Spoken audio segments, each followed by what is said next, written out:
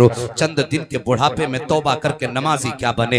अपने सामने किसी को मस्जिद में आना गवारा ही नहीं करते हैं। जरा गौर तो करो तुम्हारी जवानी कहाँ गुजरी है। लोगों को खेत काट के खा गए तब शर्म नहीं आई है। लोगों की जमीनें जोत डाली तब तुम्हें हया नहीं आई है। खड़े खेतियां तुमने काटी शर्म नहीं आई। जब बुढ़ापे में आकर के चोरी करने की ताकत न रखी तब जाके मदरसे में मस्जिद में मुसल्ला बिछाया है। और उसके बाद बच्चों पे तंग नजरी का आलम यह है, उठा के बच्चों को बाहर कर दिया जाता है। तुम मस्जिद में शोर मचाते हो और लोगों मस्जिदों से बच्चों को बाहर न निकाला करो। इसलिए अगर ये बचपन में आने के मस्जिद के आदी बन जाएंगे तो जवानी में हाथ पकड़ने की जरूरत न पड़ेगी। अगर बचपन से तुम मस्जिद इन्हें लेकर के आओगे, जब जवानी की दहलीज पे कदम रखेंगे तो फिर इन्हें बताने की जरूरत नहीं पड़ेगी। इधर आजान होने लगेगी, इधर मस्जिदें आबाद होने लगेगी। आज जो जवान मोबाइल में डूबा है वजह यह है कि कल हमने इसे मस्जिद में लाके खड़ा न किया, कल हमने इसका रिश्ता अल्लाह से नहीं जोड़ा। यही वजह है अजान होती है जवान सोता रहता है, अजान होती है जवान मोबाइल चलाता रहता है। और तुम्हें खुदा का वास्ता बच्चों के हाथ पकड़ के मस्जिद में ले आओ ताकि जब इन पे जवानी आएगी ये किसी मौलवी के मोहताज नहीं होंगे। उधर अजान में आएगी हय्या अल सलाह हय्या अल फलाह, इधर बच्चा उठ के खड़ा होगा, रब तूने मुझे बुलाया है, मेरी जान भी तेरे लिए है, मेरे अमान भी तेरे। नारे तकबीर, नारे रिसालत, मसलके आला हजरत मुफ्ती अहमद रजा मुरादाबादी। नारे तकबीर, नारे रिसालत। माशाअल्लाह। हमें फख्र होता हम मुतवल्ली हैं। एक हंगामा महशर हो तो भूलूं उसको, सैकड़ों बातों का रह रह के ख्याल आता। क्या बात है माशाअल्लाह। मुतवल्ली कहता मैं मुतवल्ली हूं। मुतवल्ली का मतलब क्या है? तो वो समझता हर 8वें दिन इमाम निकालना,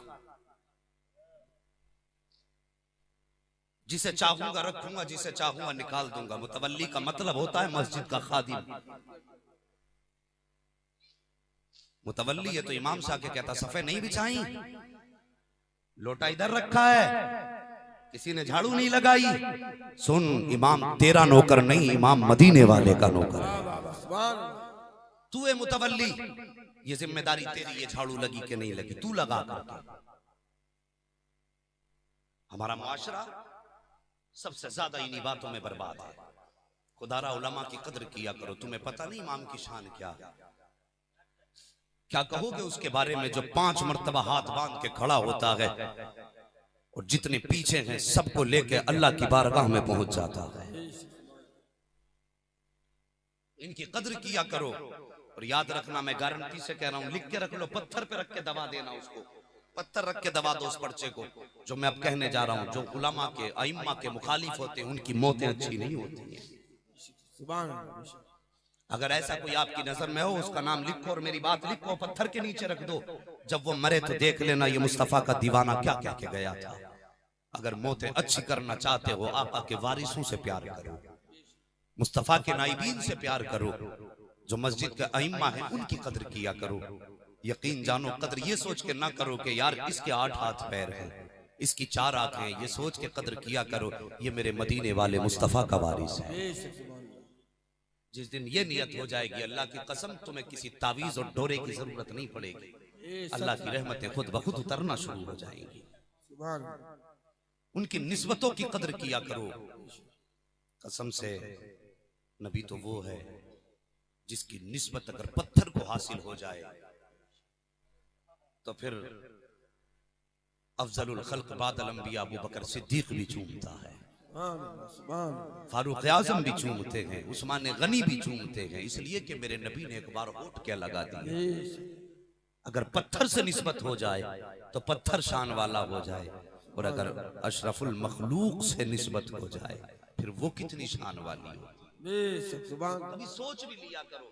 जलसे में आते हैं साहब उसकी तकरीर सुननी है, बहुत हंसाता है, मूड बन जाएगा, मजा आ जाएगा। कितनी देर हंस लोगे, कितनी देर दांत फाड़ लोगे, एक दिन मरना है। कभी मौत को भी याद किया करो, आका से निस्बतें कायम करो। मैं सलाम करता हूं आप लोगों को, कोई ये ना समझे कि हम ही आए मौलवी हमें ही सुनाने बैठ गए। कभी ऐसा भी होता है कि सुधरो हुओं को डांट करके बिगड़ो हुओं को सुधारना मकसूद होता है। कभी अपनों के कान पकड़ के दूसरों को भी समझाया जाता है। बस यूं समझो मैं आपको मुखातब करके उनसे बात कर रहा हूं जो आज भी बिस्तर में लेटे हुए हैं, नबी के जलसे में नहीं आए हैं। और कल जब बात आएगी तो कहेंगे हम बेवकूफ थोड़ी हैं जो रात को जागते। और नादान, तुझे पता नहीं ये जलसे में आना बैठना बेवकूफी नहीं, आका के इश्क की अलामत होती है। तुझे पता ही नहीं कि मदीने वाले का इश्क है क्या, तूने उस दर्द का मजा ही नहीं जाना है। आला हजरत ने फरमाया था, इश्क तेरे सदके जलने से छुटे सस्ते, जो आग बुझा देगी वो आग लगाई। ये इश्क की आग तो वो है जो दोज़ख की आग को ठंडा कर देती है। मेरे नबी की निस्बत देखो, एक बार उनकी तरफ हाथ बढ़ा के तो देखो। अल्लाह की कसम वो ऐसी यारी निभाते हैं, उनसे बेहतर तो यारी की रीत कोई निभाना जानता ही नहीं है। वो यहाँ हाथ पकड़ते हैं तो जन्नत में जाके छोड़ा करते हैं। कभी करीब से जानो भी तो उन्हें, कभी एक बार पुकार के देखो। किसी ने कहा था वल्लाह वो सुन लेंगे, फरियाद को पहुंचेंगे। इतना भी तो हो कोई जो आह करे दिल से। आका को कोई दिल से पुकार के तो देखो। वो लोगों, इश्क की कोई उम्र नहीं होती है। तवज्जो है ना आपकी? खैरियत है आपको? अगर खैरियत हो तो बोलो सुभान अल्लाह और जोर से। पीछे वाले सोच रहे हैं आगे वाले काम चला रहे हैं। मुझे मालूम है समंदर अक्सर खामोश रहता है, बड़े मजमू में चुप रहना ही इसी में भलाई है। अभी बाबे उठ, इधर चल उधर चल, ऐसा शोर मचा दिया उधर पे जैसे सांप आ गया। खैर है, नबी का जलसा इसका अदब करो। एक दिन मेरे नबी मस्जिद नबवी में खिताब फरमा रहे, नसीहत फरमा रहे। आका ने फरमाया जिसको जहां जगह मिले वहीं बैठ जाए।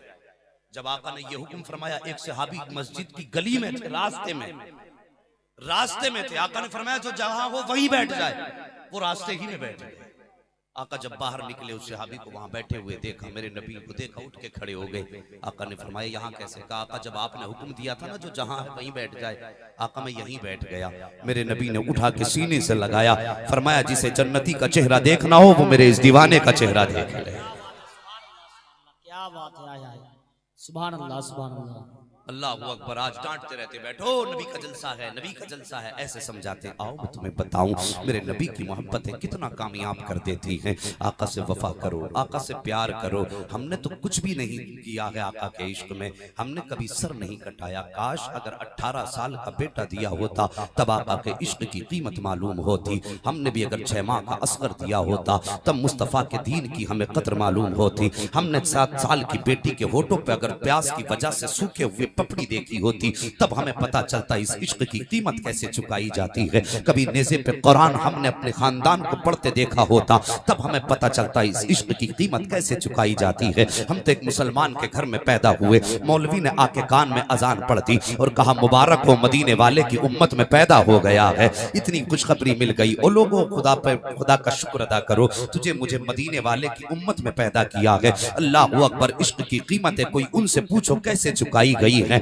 एक बच्चे की उम्र 9 साल है, नाम अब्दुल उज़्ज़ा है। मुस्तफ़ा के चेहरे पे नजर क्या पड़ गई है, बस आका का दीवाना हो गया है। उसकी ख्वाहिश ही यही है कि सामने मुस्तफ़ा हो तो चेहरा बाग देखता रहूं, जब पलट के जाऊं तो आका की पीठ देखता रहूं। ये उसकी ख्वाहिश है। मेरे आका हिजरत करके मक्का शरीफ से मदीना तशरीफ ले आए हैं। मुझे अरबाब मिंबर की दुआएं चाहिए, बहुत ज्यादा बिलखुसूस दुआओं की जरूरत है। मैं समझता हूं कि आपको ये बातें सुनने की जरूरत नहीं, आपकी उम्र बढ़ाने की है, लेकिन इसे भी इस तरह सुन लो जैसे कुरान को तिलावत की नियत से सुना करते हैं। इसलिए कि मुस्तफ़ा का जिक्र है। ओ लोगों, बच्चे को मुस्तफ़ा से इश्क हुआ। बच्चे को जब इश्क हुआ ना, आका हिजरत करके मक्के से मदीना चले गए। अब बच्चे का इश्क बढ़ने लगा। आका का दीदार नहीं हुआ। जब आका का दीदार नहीं हुआ, बच्चों रातों रात रोया करता था। और वो बच्चा कोई खानदानी बच्चा नहीं था, किसी अमीर का बेटा नहीं था, बल्कि वो बच्चा वो था कि जिसके पैदा होने से पहले बाप का इंतकाल हो चुका था। पैदा होते ही माँ ने उस बच्चे को उठा के अपने देवर की गोद में ये कह के डाल दिया था, ये तेरे भाई की औलाद है, इसे मैं नहीं पालूंगी। ये कह के माँ छोड़ के चली गई है। अल्लाह अकबर। उसको इश्क हुआ है मदीने वाले से। जब वो रोया है आका करीम की मोहब्बत में, एक दिन चचा के पास आके कहने लगा, चचा कहा क्या? कहा मुझे मोहम्मद से इश्क हो गया है। जैसी चचा ने इतना सुना है, वो मुस्तफ़ा का दुश्मन था, कहने लगा किस मोहम्मद की बात करता है? कहा मैं उसकी बात करता हूँ जो रब का भी यार है, जग का भी यार है, जो रब का भी प्यारा है, दुनिया का भी प्यारा है, मुझे उसी से इश्क हो गया है। इतना चचा ने सुना है, अब भतीजे पर वो जुल्म किए उसने। सर्दियों के दिन है, चचा ने मारना शुरू किया है।